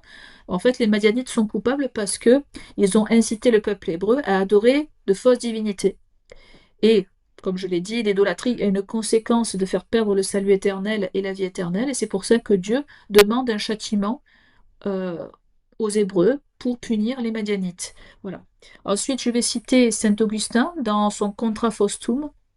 Il dit ceci: ces guerres furent justes, car Dieu les commanda, et nul ne fait le mal en obéissant à l'ordre du Créateur. Mais ces choses furent écrites pour notre instruction, non pour que nous les imitions dans la chair, mais pour que nous les comprenions dans l'esprit. Donc, c'est pour dire que ce que dit M. Thomas Durand sur la critique qu'il nous fait de l'Ancien Testament par rapport aux guerres, ben, c'est un argument qui n'est pas pertinent, encore une fois, puisque les catholiques ne font plus la guerre comme les Hébreux l'ont fait pour un temps. Donc, encore une fois, c'est comme l'esclavage, ce sont des dispositions temporaires et temporelles qui ne concernent pas les catholiques aujourd'hui, par exemple. Et ce n'est pas moi qui le dis, c'est des pères et docteurs de l'Église. Donc, c'est pour dire que ce n'est pas un jugement personnel que je fais, c'est dans la tradition catholique. Ensuite, je crois, voilà, donc j'ai aussi sélectionné d'autres pères de l'Église, donc Saint Jean Chrysostome. Dieu permettait autrefois la guerre pour la dureté du peuple, mais maintenant il nous a donné des armes nouvelles, la douceur, la patience, la prière pour ceux qui nous haïssent. Voilà, donc en fait on fait la guerre autrement. Bon, après je vais montrer d'autres citations où on peut faire la guerre, ce n'est pas interdit, mais voilà, le changement de la nouvelle alliance, c'est ce que le Christ nous a apporté comme miséricorde. Voilà. Ensuite, vous avez Origène, l'homélie sur les nombres. Les Madianites représentent les pensées étrangères à Dieu et les plaisirs charnels. Moïse les fait périr, c'est-à-dire que l'homme spirituel détruit en lui les désirs mauvais. Donc vous avez d'autres interprétations, comme quoi, si vous voulez, les Madianites représentent les mauvaises passions et des choses impures aussi, parce qu'il y a une analyse plutôt spirituelle. Voilà. Ensuite, je crois que j'ai aussi voilà, j'ai sélectionné aussi des passages de saint Thomas d'Aquin, toujours dans le fait que, euh, d'ailleurs je le dis aussi pour les catholiques, de ne pas faire l'erreur de condamner les guerres qu'il y a dans l'Ancien Testament, puisque saint Augustin dit dans La Cité de Dieu, il est absurde de condamner au nom de la religion chrétienne les guerres entreprises par les Hébreux sous l'ordre et la conduite de Dieu, ou les guerres justes d'autres nations. Ces guerres ont été ordonnées par Dieu pour corriger les mœurs des peuples ou pour détruire leur impiété. Ensuite, un autre extrait. Dieu a ordonné ces guerres non par cruauté, c'est très important, mais par justice, pour punir le péché, pour empêcher l'idolâtrie, pour purifier les nations. Oui, car, comme je l'ai dit, l'idolâtrie entraîne beaucoup de mots, MAUX, qui font perdre à l'homme le salut, et cela entraîne beaucoup d'atrocités. Voilà. C'est pour ça que Dieu, parfois, eh bien, envoie des châtiments, parce que Dieu ne châtie jamais des innocents. Il envoie toujours une réponse, ça peut être un châtiment, pour dire attention, vous allez trop loin, ma justice va s'exercer. Et ensuite, je voulais aussi vous citer dans la façon aussi de faire la guerre qui est différente, par exemple, des Hébreux et des catholiques. Là, je vous montre un passage du Deutéronome qui parle de la façon dont Dieu demande aux Hébreux de traiter les captifs de guerre. Parce que ça, c'est un sujet qui est délicat. Mais voici, donc, il demande plusieurs dispositions à respecter, notamment le fait de respecter le deuil pour la captive de guerre. Si elle lui plaît, eh bien, en fait, il peut la prendre pour femme, mais si elle cesse de lui plaire, tu la laisseras aller où bon lui semblera, tu ne pourras pas la vendre pour de l'argent ni la traiter en esclave puisque tu l'as humiliée. Donc il y a cette idée de ne pas ajouter d'injustice, et c'est vrai que Dieu, encore, dans les lois du peuple hébreu, tolère encore la polygamie, notamment. Et je vais montrer aussi la façon dont la Nouvelle Alliance donne certaines règles pour faire la guerre. Donc là, je vous cite un passage de Saint Bernard de Clairvaux, très important, car il a écrit un texte qui s'appelle Éloge de la Nouvelle Chevalerie, et c'est un des textes les plus importants qui va être une sorte de charte de code moral des Templiers. Alors, attention, c'était les Templiers vers le début des croisades, hein, puisque un équivalent qu'on pourrait faire avec la façon dont le peuple hébreu a mené certaines guerres et la façon dont les chrétiens ont mené des guerres, on peut utiliser l'exemple des croisades. Et justement, dans cette perspective historique, Saint Bernard de Clairvaux donne des lois, enfin plutôt des lois, enfin, des règles à respecter. Et parmi ces règles, il y a le fait, donc citation, ouvrez les guillemets, il parle des chevaliers du Christ qui sont amenés à être les nouveaux Templiers. Ils vivent ensemble sans femme et ainsi passent leurs jours sans les pièges de la chair. Un autre extrait, là, point de femme, point d'enfant. Là, les plaisirs de la chair sont inconnus. On y vit dans une chasteté continuelle. Donc on voit que les Hébreux, eh bien, Dieu permettait d'avoir des captifs de guerre, et là, avec la morale du Christ axée sur la chasteté, on voit une évolution dans la façon eh bien, de faire la guerre et d'avoir un certain code d'honneur. Voilà. Donc pour dire et pour conclure, je crois que j'avais mis une dernière présentation sur la guerre. On voit que, par exemple, saint Thomas d'Aquin liste 3 conditions d'une guerre juste. Donc, il y a l'autorité légitime. La guerre doit être déclarée par un souverain ou un pouvoir reconnu, pas par des individus privés. Il faut que la cause soit juste, donc il faut répondre à une agression, réparer une injustice ou protéger des innocents. Et l'intention. La guerre doit viser la paix, non la vengeance ou la conquête. Donc, citation directement de saint Thomas d'Aquin, la guerre peut être juste si elle est menée par une autorité légitime, pour une cause juste et dans une intention droite. Donc, ça veut dire que les chrétiens peuvent faire la guerre avec certaines conditions. Et comme le dit saint Thomas d'Aquin, ce sera la dernière phrase, l'Évangile ne rejette pas la guerre, mais condamne les excès injustes. Et d'ailleurs, monsieur Thomas Durand va dire dans la vidéo que c'est mal de tuer des personnes. Alors, je suis tout à fait d'accord. Et c'est la morale catholique de ne pas tuer un innocent. Mais par exemple, lorsqu'il s'agit d'un criminel qui a fait des actes innommables sur des enfants ou qui voilà, assassine de façon gratuite une personne innocente, je pense que la seule façon d'être juste envers la victime, c'est eh bien, de mettre à mort le coupable quand, bien sûr, des preuves sont étayées. On ne va pas envoyer à la mort une personne innocente. Ou alors les preuves, ou que les preuves seraient beaucoup trop incertaines.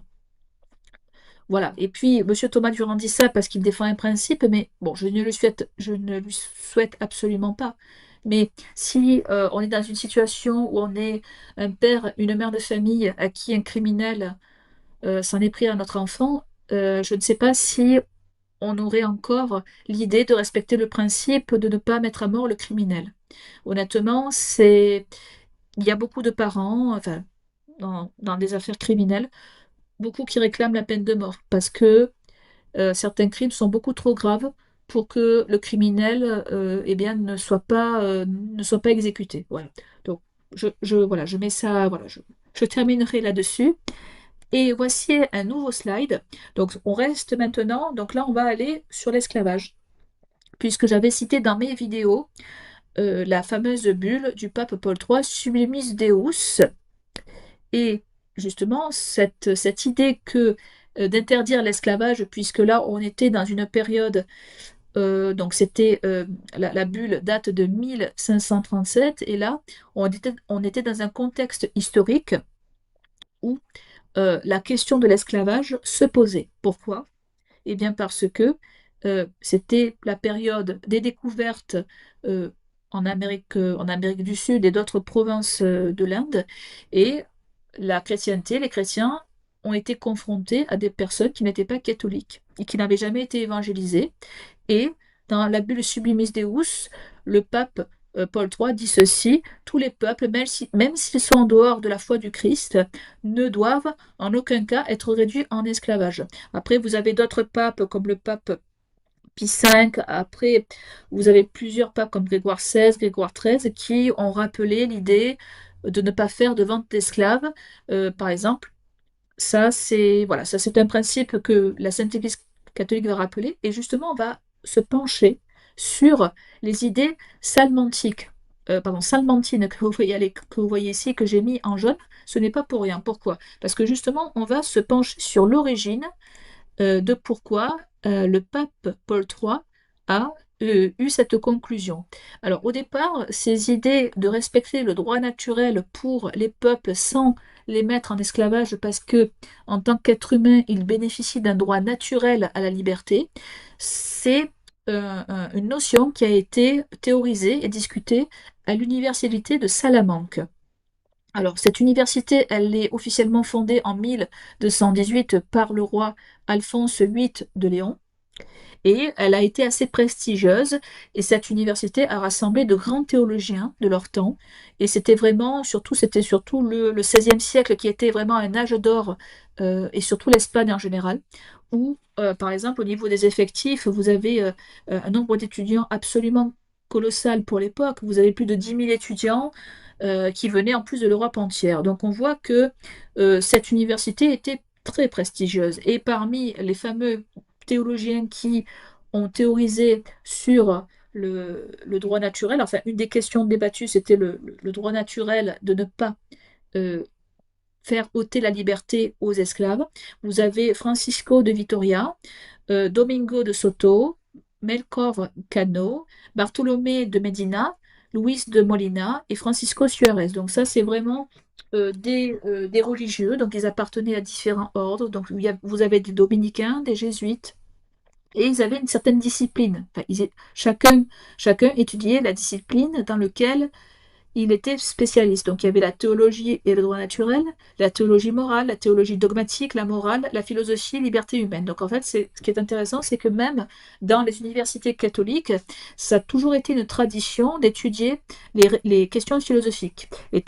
Et justement, on va faire le lien avec la présentation suivante, à savoir la façon dont, par exemple, un théologien comme Francisco de Vitoria a justement dit que à son époque, donc entre 1483 et 1546, il disait qu'il discutait de la question de la guerre juste.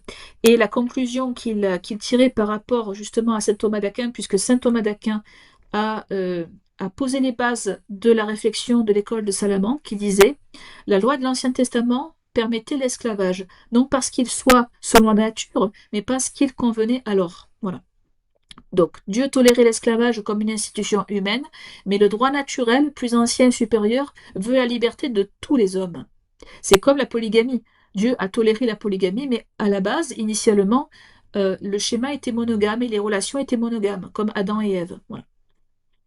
Donc ensuite, vous avez l'avis de Francisco de Vitoria que vous avez dans son ouvrage De Lure Belli, qui dit ceci: ce n'est pas une loi divine universelle, mais une loi donnée pour un temps et pour un peuple.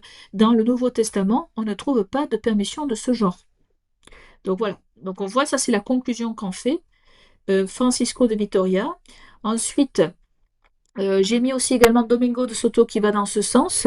La loi de Moïse, donc c'est dans son ouvrage de Justitia et Lure qui dit la loi de Moïse a toléré la servitude à cause de la dureté du cœur, comme elle a toléré la répudiation, mais le Christ l'a abolie. Voilà. Voilà, donc vous avez plusieurs phrases en ce sens. Et justement, c'est ce que je disais tout à l'heure. Je vais montrer un exemple où vraiment les athées se tirent une balle dans le pied parce que la philosophie des Lumières, comme je l'ai dit, et là je vais en apporter la preuve, la philosophie des Lumières ainsi que les philosophes des Lumières ne sont pas les seuls à avoir inauguré le fait que chaque peuple, même s'il est en dehors de la foi chrétienne, a droit à sa liberté. Je vais citer Montesquieu, donc citation ouvrez les guillemets dans De l'esprit des lois. Les théologiens espagnols, donc ce sont les théologiens de l'école de Salamanque, ont traité avec autant de sagacité que d'humanité des droits des peuples du Nouveau Monde. Ils ont soutenu que ces peuples étaient libres par nature et que nulle conquête ne pouvait leur ôter la propriété de leurs terres. Donc, on a un précurseur en la personne de Montesquieu qui a fait l'éloge des théologiens espagnols. Et ensuite, on va citer encore d'autres philosophes des Lumières, on va citer Voltaire.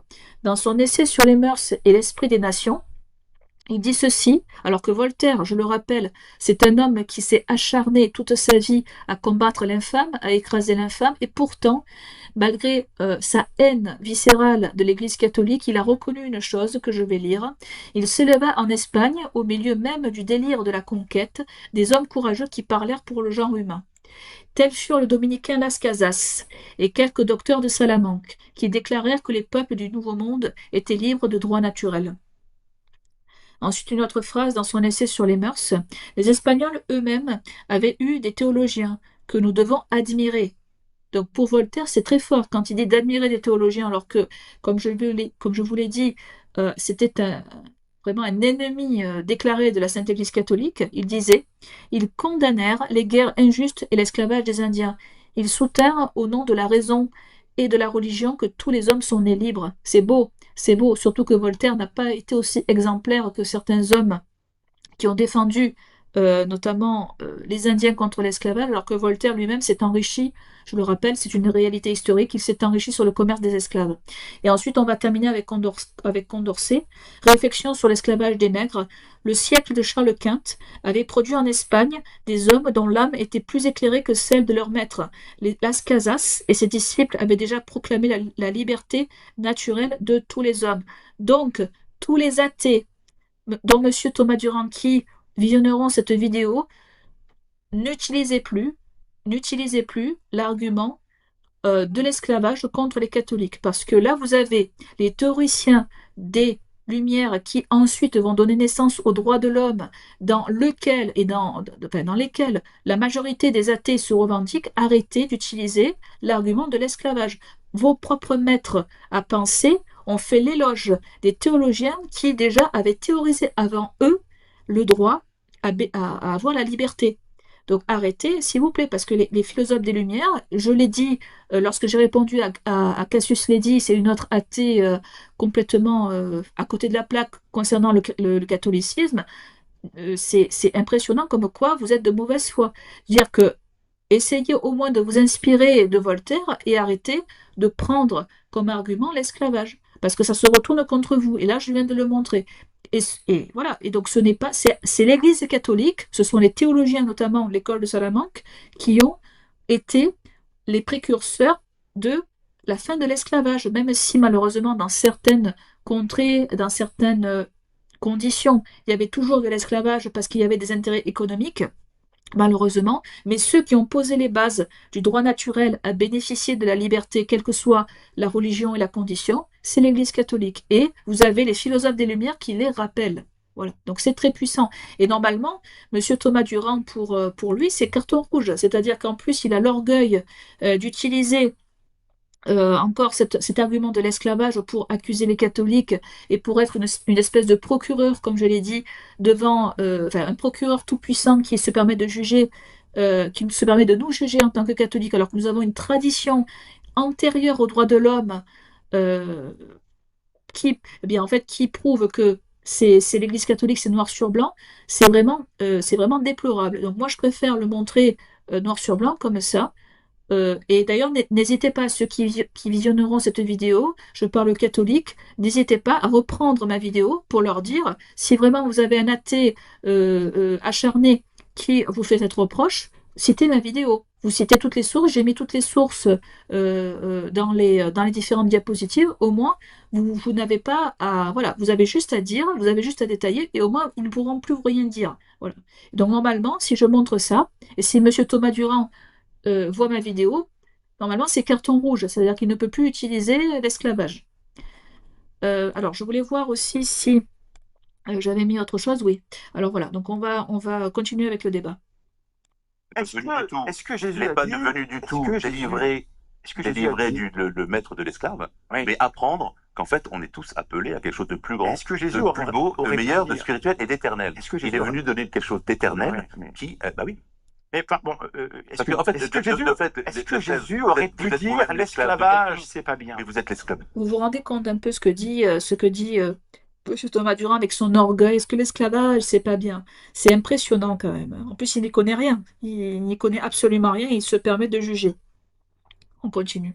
De quelqu'un d'autre aussi. Vous êtes l'esclave de votre patron, vous êtes l'esclave Vous voulez bien être mon esclave? Non, je veux pas être Vous voulez pas? esclave, non. On est d'accord, moi je n'ai pas non plus envie. Oui, Donc, mais quand vous êtes... vous faites- Donc c'est pour ça, c'est vraiment le niveau des débats est déplorable. On voit que ça ne vole pas haut. Alors, Monsieur Raffray dit quelque chose, malheureusement, qui n'est pas pertinent, euh, puisqu'il dit oui, c'est un peu la même chose avec les salariés de Total.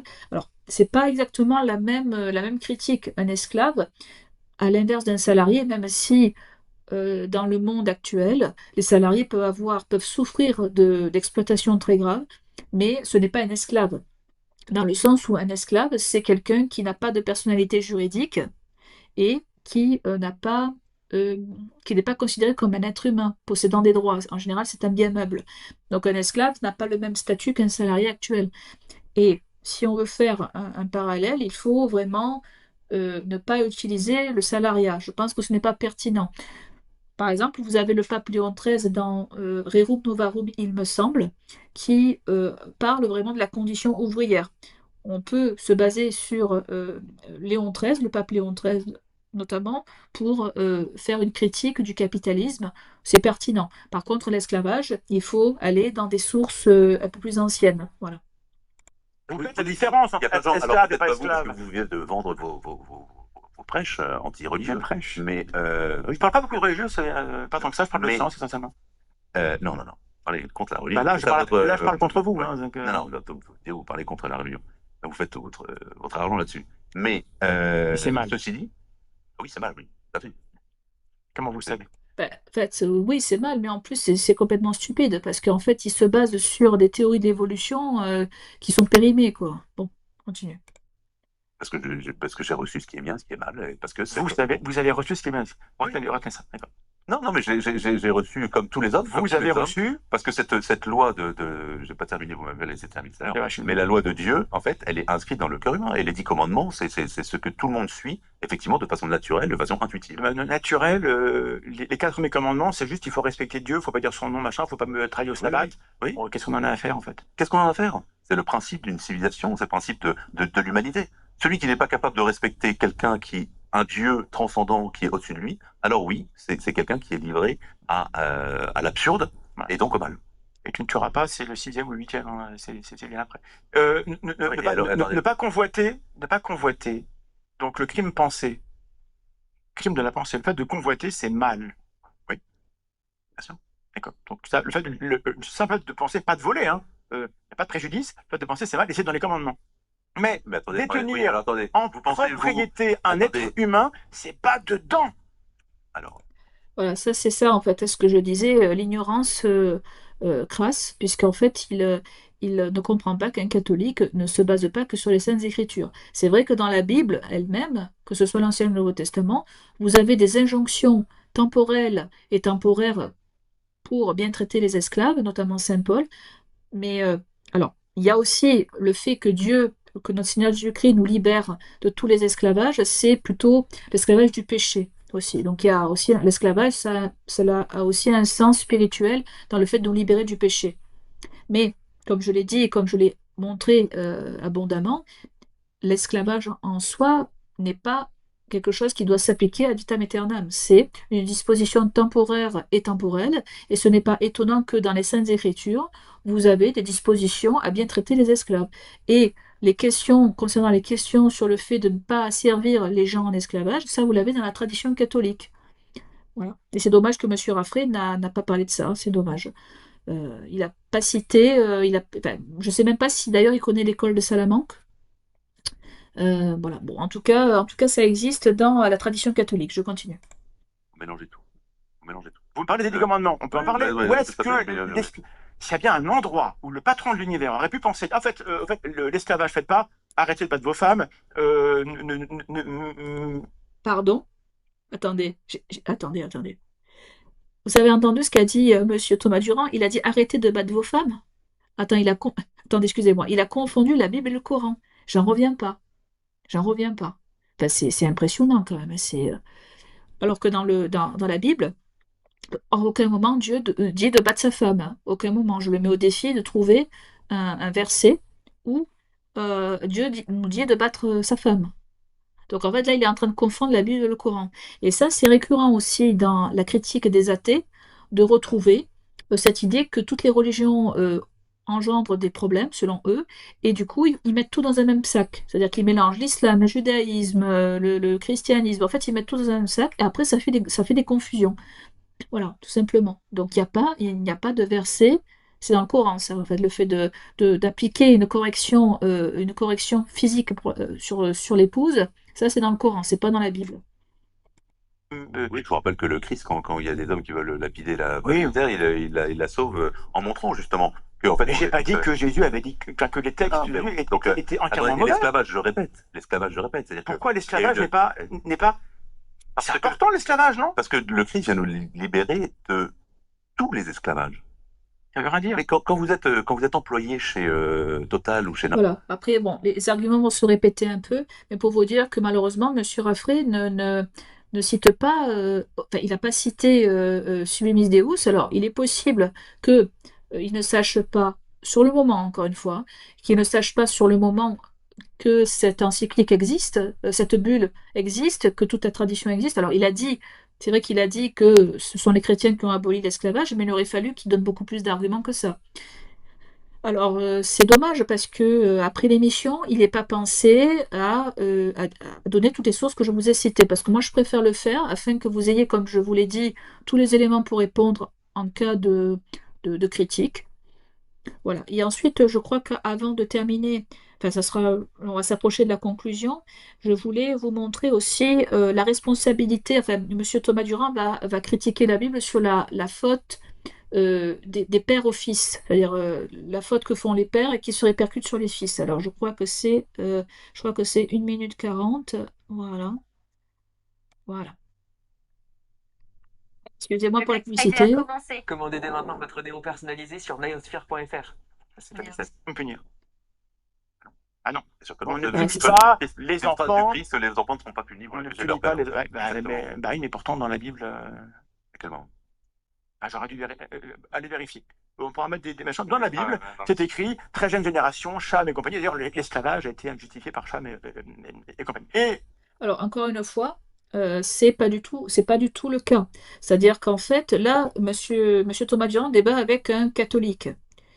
Et là, en fait, la malédiction de Cham, ça ne vient pas des catholiques, ça vient des protestants, à la base. Donc déjà, nous allons revenir à nos diapositives, puisque j'ai préparé ce qu'a fait référence Monsieur Thomas Durand, à savoir les passages où il parle d'une faute supposément dont le fils hériterait. Donc ce sont les passages. Je suis un Dieu jaloux qui punit la faute des pères sur les fils jusqu'à la troisième ou la quatrième génération. Donc c'est dans l'Exode. Ensuite, vous avez le Deutéronome, c'est la même formule. Vous avez l'Exode 34:7. Dieu pardonne la faute, mais ne la laisse pas impunie, visitant la faute des pères sur les enfants. Dans Ézéchiel, donc Ézéchiel aussi corrige cette compréhension. Le fils ne portera pas la faute du père. Et ça, M. Raffray va le rappeler avec la loi du Christ pour dire que ça non plus, ce n'est pas permanent dans la Bible. C'est-à-dire que Dieu a pu faire je dirais, une parole, a pu émettre une parole là-dessus, mais de toute façon, il y a une explication. Alors déjà, premièrement, la façon dont Dieu parle de ça. Donc déjà, vous avez dans Saint Jean Chrysostome, voici comment il analyse la chose dans son homélie sur Jean. Les disciples pensaient à la coutume ancienne, selon laquelle les enfants étaient frappés pour les fautes de leurs parents. Mais le Christ montre que Dieu ne punit pas ainsi, car chacun doit répondre de ses propres œuvres. Donc Chrysostome interprète Jésus comme corrigeant une mauvaise lecture de l'Ancien Testament. La faute n'est pas transmise, mais ses conséquences sociales et spirituelles persistent. Voilà, c'est ce que je disais notamment pour les Madianites, puisque malheureusement, c'est le cas, c'est-à-dire que malheureusement, des fautes des parents ont tendance à ce que les enfants les imitent à leur tour. Donc Saint Basile dit aussi sur ses homélies sur le psautier, il dit: la colère de Dieu ne passe pas sur les fils si ceux-ci se détournent des œuvres de leur père, mais si les fils persistent dans les mêmes péchés, il les attire sur eux le même châtiment. Donc on voit bien que Dieu prend en compte le fait que si les fils n'imitent pas les péchés des pères, il ne va pas punir les fils. Voilà. Donc il y a une certaine nuance. Alors aussi également, alors ça, c'est ce que je disais, ça ce sont les sources que je vous cite par rapport aux sources protestantes du fait de la malédiction de Cham. Alors déjà, vous avez Joshua Prest, donc c'est oui, c'est un protestant, qui a écrit la Bible Defense of Slavery. Donc c'est en 1851, et là, avec le contexte de l'époque, vous avez des protestants qui défendent l'idée que les Afro-Américains auraient la malédiction de Cham. Et ça serait une preuve comme quoi, eh bien, ça serait une permission de faire de l'esclavage. Ensuite, vous avez Thornton Stringfellow qui dit un peu la même chose dans son Scriptural and Statistical Views in Favor of Slavery, a Brief Examination aussi. Donc c'est à peu près la même période, 1788-1869. Et vous avez Edward Long aussi qui soutient justement dans The History of Jamaica l'idée que les Afro-Américains comme étant les descendants de Cham, eh bien, en fait, les Blancs, entre guillemets, peuvent faire de l'esclavage. Ce qui est je dirais, une vision totalement erronée. Et je mets au défi justement, les athées de nous montrer dans les catéchismes de l'Église catholique, parce que pour que la critique fonctionne, il faut que vous ayez des preuves. Et du coup, en faisant mes recherches, je n'ai trouvé aucun catéchisme officiel ou reconnu qui ait jamais enseigné une malédiction de Cham, ni une hiérarchisation raciale voulue par Dieu. Voilà, il y a quelques rares documents, mais à aucun moment l'Église catholique, de façon officielle par le magistère, n'a défendu l'idée d'asservir des peuples par la malédiction de Cham. Et de plus, d'après tout ce que je vous ai montré auparavant, vous voyez que ça ne colle pas.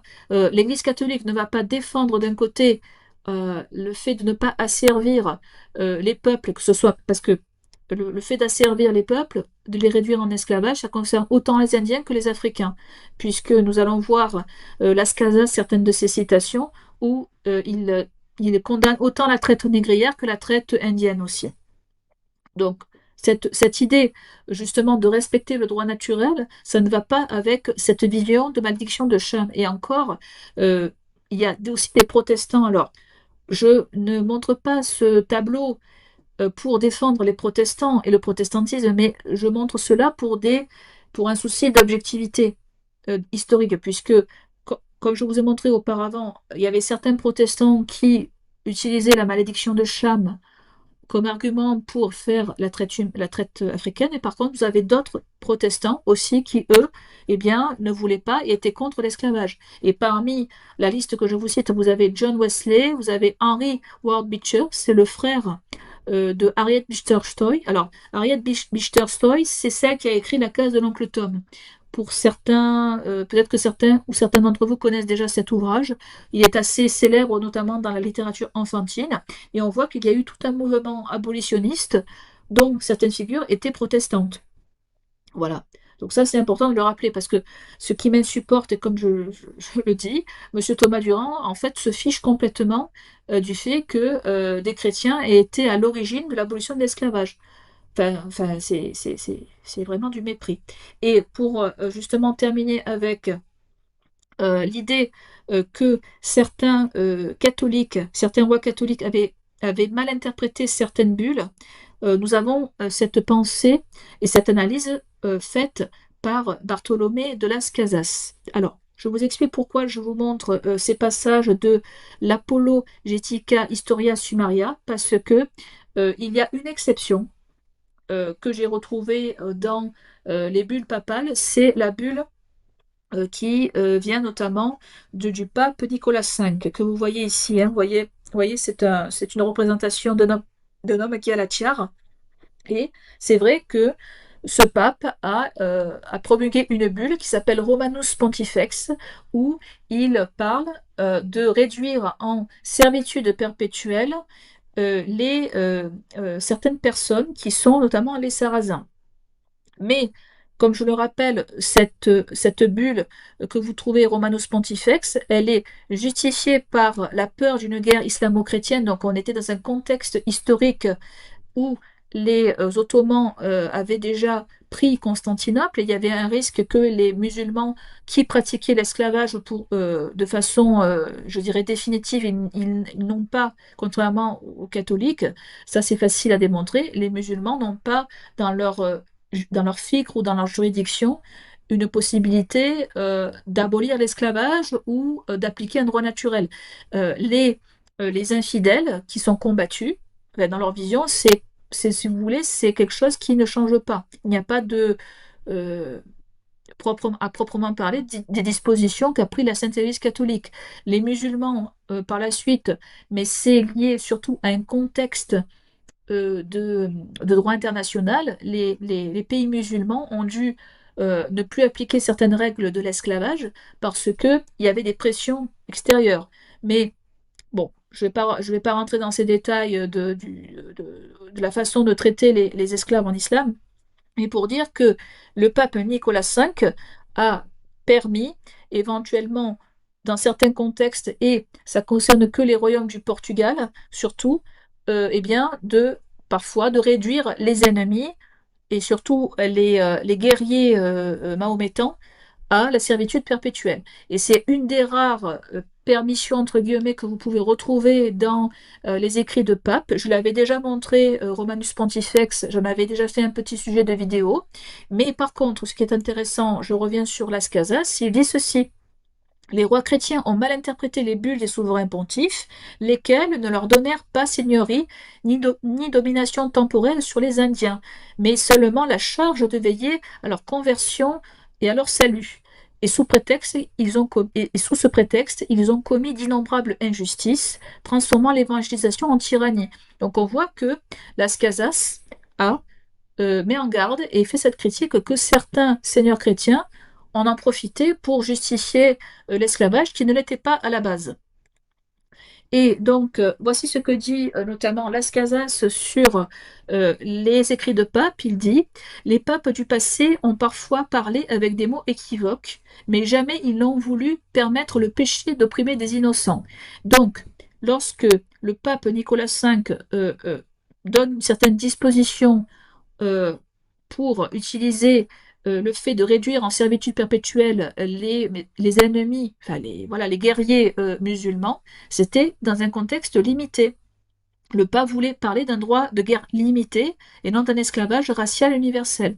Donc, si vraiment Monsieur Thomas Durand, mais malheureusement, il n'a pas malheureusement les compétences historiques nécessaires dans le débat, si vraiment il avait voulu émettre une critique pertinente sur le fait eh bien, de faire allusion à une permission de réduire les ennemis en servitude perpétuelle, il aurait dû normalement citer le pape Nicolas V. Et encore, le problème, c'est que ce n'est pas donner le bâton pour se faire battre, c'est que c'est uniquement dans un contexte limité. Et encore une fois, je le rappelle, comme l'esclavage fait partie des dispositions temporelles et temporaires, ce n'est pas parce que, imaginons, hein, un État chrétien de nos jours, s'il entre en guerre avec des nations pas forcément musulmanes, mais de manière générale, eh bien, ça ne veut pas dire qu'on va aussi les réduire en esclavage non plus, parce que c'était uniquement quelque chose de temporel, de temporaire et d'historique. Puisque je le rappelle, l'esclavage pour nous, c'est temporel. Donc, on n'est pas obligé, ad vitam aeternam, d'appliquer des lois sur l'esclavage et on peut le remplacer par un meilleur modèle. Voilà. Bon, on va approcher de la conclusion. Donc, c'était ce que je vous ai parlé par rapport au fait justement de faire une expérience concernant la période des régimes athées et communistes, puisque là, je vous montre à l'écran si euh, les régimes athées et communistes, finalement, quelles sont les œuvres qu'ils ont laissées, surtout l'URSS principalement. Est-ce que, par exemple, les Russes eh bien, ont toujours une majorité d'athées, puisque c'est ça en fait. Est-ce que un régime athée, quel qu'il soit, est-ce qu'il a des chances que son idéologie perdure dans le temps? Et j'avais cité dans un petit short que malheureusement, enfin malheureusement, heureusement pour nous, ça prouve que l'être humain je dirais, est une créature qui a profondément le besoin et c'est dans sa nature propre de croire en Dieu. Et on voit que des projets athées qui ont essayé de remplacer la religion par la science, ça n'a pas fonctionné. Donc là, je vous montre un haut responsable de l'éducation soviétique qui est Anatoly Lunatcharsky, qui lui voulait, comme M. Thomas Durand, voilà, il voulait que la lutte contre la religion doit revenir à une partie naturelle du travail éducatif, non par la violence, mais par la lumière. Voilà, c'est ce que veut faire M. Thomas Durand. Il veut éduquer les masses avec une théorie d'évolution qui est surannée. Mais voilà, il voulait aussi que les gens ne croient plus en la religion, puisque selon M. Thomas Durand, toutes les religions sont mauvaises. Donc en fait, il ne veut pas que les croyants soient suffisamment nombreux pour organiser leur propre société ou pour influer dans la société. Donc pour lui, c'est sa plus grande peur. Et du coup, lui, il veut promouvoir la science matérialiste. Alors je vais citer une autre citation, le programme du comme Solom, comme Somol, pardon, et qui, voilà, c'est aussi, ça c'est un programme de jeunesse, c'est-à-dire que les communistes voulaient utiliser et éduquer la jeunesse dans l'esprit de la science matérialiste et du militantisme athée. Donc ça, c'est la charte. Donc, vous voyez, on voit vraiment que ce sont des politiques, je vous montre toutes ces sources pour que vous voyez la nature vraiment du régime qui voulait effacer Dieu du cœur. On a aussi le fondateur, par exemple, c'est Emilian Waroslavski, qui est le fondateur donc de la Ligue des athées militants, donc qui a été créée en 1925. On voit bien que c'était clair, l'objectif était nous devons liquider la religion comme nous avons liquidé la bourgeoisie, sans compromis. Donc ça, c'est son discours du deuxième congrès de la Ligue des athées militants et qui avait en plus le soutien de l'État, je le rappelle. Donc ils étaient en position de force, hein, les athées. Donc chaque école, chaque club, chaque journal doit être une forteresse de l'athéisme militant. Donc une forteresse, ça veut dire vraiment construire une société autour de l'athéisme, hein. Et l'objectif final du socialisme est la disparition complète de la religion. Voilà. Donc maintenant, donc ça on voit que c'était au début du communisme. Ensuite, l'idée c'est de savoir qu'est-ce qui s'est passé après la chute de l'URSS en 1991. Est-ce que les gens, eh bien, surtout les Russes, eh bien, sont revenus majoritairement à un système religieux? Alors, je me suis basée sur certaines études, notamment du Research Center, qui a fait un sondage sur les Russes et le rapport à la religion. Et voici le résultat que cela m'a donné. Donc là, je vous ai fait un tableau. Donc dans les années 90, alors ça c'est l'année où l'URSS voilà, c'était les premières années où l'URSS s'était effondrée. Donc il y avait 31% des adultes qui s'identifiaient comme orthodoxes, 61 sont sans religion. Donc on voit l'empreinte de l'athéisme sur les générations. Donc il y avait une majorité de personnes qui n'avaient pas de religion. Donc il y avait une pratique très faible. Dans les années 2000, on a 72, en 2008, 72% d'orthodoxes, pardon, et 18% sans religion. Donc on voit que depuis les années 2000, la situation s'est inversée. C'est-à-dire que vous avez une majorité de personnes qui se revendiquent orthodoxes et vous avez une minorité qui sont sans religion. pas une minorité, ils sont moins élevés. Dans les années 2010, justement, on a à peu près les mêmes chiffres, 71 pour 15% non affiliés. Après, vous avez 2020, donc 63%, et ensuite 26% de non religieux. Voilà. Donc voilà, donc pour vous dire que, alors je vous montre ce tableau parce que on voit que les athées au fur et à mesure, alors qu'ils étaient majoritaires dans les années 90, ils sont devenus moins nombreux que les religieux. Donc ça prouve que la période orthodoxe, enfin la période orthodoxe est revenue en flèche, c'est-à-dire que vous avez beaucoup plus de Russes qui se revendiquent comme faisant partie de leurs racines culturelles, euh, eh bien voilà le fait de se revendiquer de l'Église orthodoxe. Et vous voyez que ça s'est inversé depuis l'époque soviétique. Donc, conclusion, c'est-à-dire que l'expérience athée n'a pas permis, euh, au moins jusque dans les années 2020, à maintenir un taux d'athéisme euh, qui était très élevé à la période communiste, parce qu'en plus, la période communiste, c'était une période dictatoriale, et c'était compliqué d'avoir une certaine liberté de pensée, et surtout que Staline voulait anéantir tout ce qui était édifice religieux. Et aussi, on l'a vu dans les programmes, je vous ai montré les sources, je vous ai montré les sources. Donc, on voit que sans la tyrannie, sans l'oppression communiste, eh bien, en fait, on voit que les gens retournent naturellement à ce qui fait leur racine. Et il y a la religion parmi ces racines-là. Ensuite, voilà, j'ai aussi, voilà, donc ça c'est un document de la même base, à savoir c'est les croyances religieuses et appartenances nationales en Europe centrale et orientale. Donc c'est surtout des pays qui ont été concernés par des régimes communistes. Et dans le tableau que vous voyez à l'écran, voilà, donc vous voyez que pas que la Russie, on voit qu'il y a voilà, une augmentation. Par exemple, ils sont environ 31%. Voyez, donc là, la Roumanie qui a connu un pays, enfin, un épisode communiste est à 82% au niveau des orthodoxes.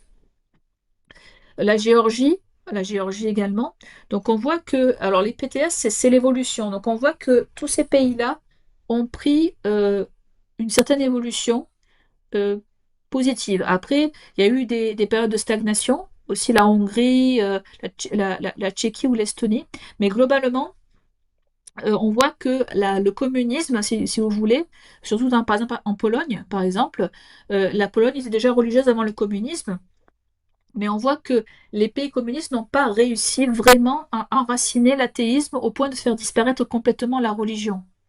Et mon point aussi, c'est de parler aussi du cas de la Chine qui est très intéressant, puisque là, on a un système communiste, même s'il s'est libéralisé sur d'autres points, on voit que le régime chinois est assez oppressif envers le christianisme, mais ça n'empêche pas qu'il y a une croissance, notamment du christianisme. Alors, il y a quand même plus de 58 millions de protestants et 12 millions de catholiques. Même si les protestants sont majoritaires, on voit que le régime qui fait la promotion de l'athéisme, eh bien en fait, on voit que la population en général, euh, l'être humain dans son ensemble est fait pour croire en Dieu. Et ce que je voulais dire en conclusion de cette vidéo, même si elle est beaucoup plus longue que d'habitude, je m'en excuse parce que j'ai dû montrer ses sources et expliquer tout cela. Donc, pour vous dire que si Monsieur Thomas Durand souhaite, souhaite une société athée, excusez-moi pour la publicité, voilà. Vous Oui. êtes le fruit d'un monde. Voilà, donc Monsieur Thomas Durand, je vous incite davantage à méditer sur les statistiques que je vous ai montrées, à savoir est-ce que votre projet de société de rendre les personnes athées et de détruire la religion, est-ce que vous pensez que ça va réussir? Parce que on a vu des soviétiques qui étaient très virulents et très engagés à faire disparaître la religion. Ils sont morts, ces personnes sont mortes, et on voit que la Russie actuellement, il y a beaucoup plus d'orthodoxes que d'athées. Alors, est-ce que vous pensez que votre projet de société a des chances de durer dans le temps? Ce que je vous ai montré dit le contraire. Donc là, je pense qu'on va conclure sur cette expérience qui nous apprend beaucoup sur la nature de l'homme. L'homme est fait pour croire en Dieu, et il ne peut pas remplacer cette soif d'absolu par de la science, et surtout une science, comme je l'ai dit, de l'évolution qui va dans le mur. Voilà. Donc c'est la fin de cette vidéo. Je vous remercie de l'avoir regardée. N'hésitez pas à liker et à partager. Je vous retrouve pour de prochaines vidéos. Soyez bénis, au revoir.